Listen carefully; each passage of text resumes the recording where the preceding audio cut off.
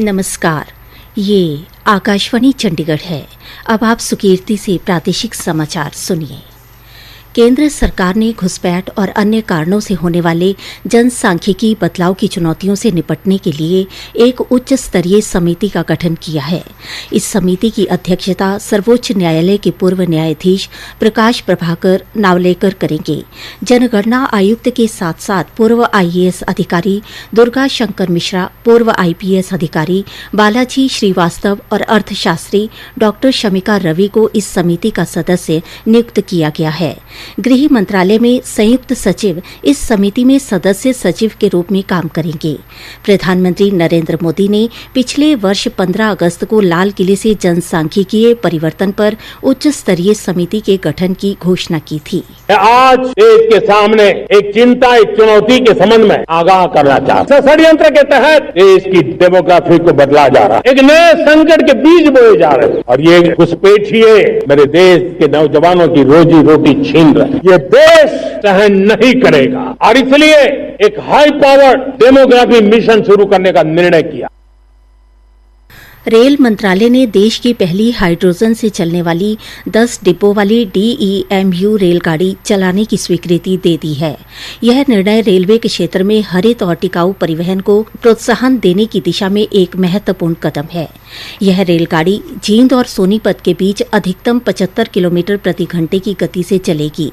इसमें 2 driver, power car और 8 passenger coach शामिल हैं, जिनकी कुल क्षमता 2500 यात्रियों की है। इसकी कुल विद्युत क्षमता 1200 किलोवाट है।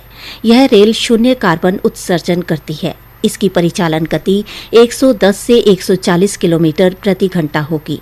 इसमें यात्रियों के लिए आधुनिक डिजिटल डिस्प्ले, ऑटोमेटिक दरवाजे और एयर कंडीशनिंग जैसी सुविधाएं उपलब्ध हैं। मुख्यमंत्री नायब सिंह सैनी ने देश की पहली हाइड्रोजन से चलने वाली DEMU रेलगाड़ी हरियाणा को देने के लिए प्रधानमंत्री नरेंद्र मोदी का आभार जताया है। मुख्यमंत्री ने कहा कि जींद और सोनीपत के बीच चलने वाली यह रेलगाड़ी न केवल प्रधानमंत्री नरेंद्र मोदी के नेतृत्व में रेल संरचना के विकास की गवाह बनेगी, बल्कि इतिहास भी बनाएगी। उन्होंने कहा कि पर्यावरण संरक्षण और ईंधन की बचत की दिशा में और भविष्य की परियोजनाओं को देखते हुए यह गाड़ी मील का पत्थर साबित होगी। भारत के प्रथम प्रधानमंत्री पंडित जवाहरलाल नेहरू की पुण्यतिथि पर आज भिवानी, तोशाम व कैरू में कांग्रेस कार्यकर्ताओं द्वारा उन्हें भावभीनी श्रद्धांजलि अर्पित की गई। इस दौरान कांग्रेस नेताओं और कार्यकर्ताओं ने पंडित नेहरू के चित्र पर पुष्प अर्पित कर देश के प्रति उनके योगदान को याद किया। फरीदाबाद स्थित ESIC मेडिकल कॉलेज एवं अस्पताल ने उन्नत स्वास्थ्य सेवाओं के क्षेत्र में बड़ी उपलब्धि हासिल करते हुए एक 3 वर्षीय बच्चे में दुर्लभ बीमारी विस्कॉट-एल्ड्रिच सिंड्रोम का सफल बोन मैरो ट्रांसप्लांट किया है।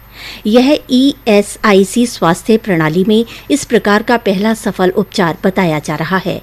विस्कॉट-एल्ड्रिच सिंड्रोम एक दुर्लभ आनुवांशिक प्रतिरक्षा संबंधी बीमारी है, जिसमें बच्चों को बार-बार संक्रमण, त्वचा रोग, प्लेटलेट्स की कमी और रक्तस्राव जैसी गंभीर समस्याओं का सामना करना पड़ता है। शाहबाद नगर पालिका ने सरकारी फीस तय समय सीमा के भीतर जमा न करवाने वाले 4 ठेकेदारों के खिलाफ सख्त कार्रवाई करते हुए उन्हें काली सूची में डाल दिया है। इसमें SS सहकारी सोसाइटी सहित अन्य ठेकेदार शामिल हैं। नगर पालिका के सचिव बाम्बुल ने बताया कि संबंधित ठेकेदारों द्वारा निर्धारित समय के भीतर सरकारी फीस जमा नहीं करवाई गई थी, जिसके चलते यह कदम उठाया गया। उन्होंने कहा कि काली सूची में डाले गए ठेकेदार नगरपालिका के किसी भी टेंडर के लिए आवेदन नहीं कर पाएंगे। केंद्रीय माध्यमिक शिक्षा बोर्ड CBSE ने सोशल मीडिया पर किए गए एक दावे को पूरी तरह से खारिज कर दिया है। बोर्ड ने स्पष्ट किया है कि उत्तर पुस्तिकाओं के मूल्यांकन के लिए उपयोग की जाने वाली ऑन स्क्रीन मार्किंग प्रणाली में कोई सुरक्षा उल्लंघन नहीं हुआ है। इसी के साथ ही प्रादेशिक समाचार समाप्त हुए।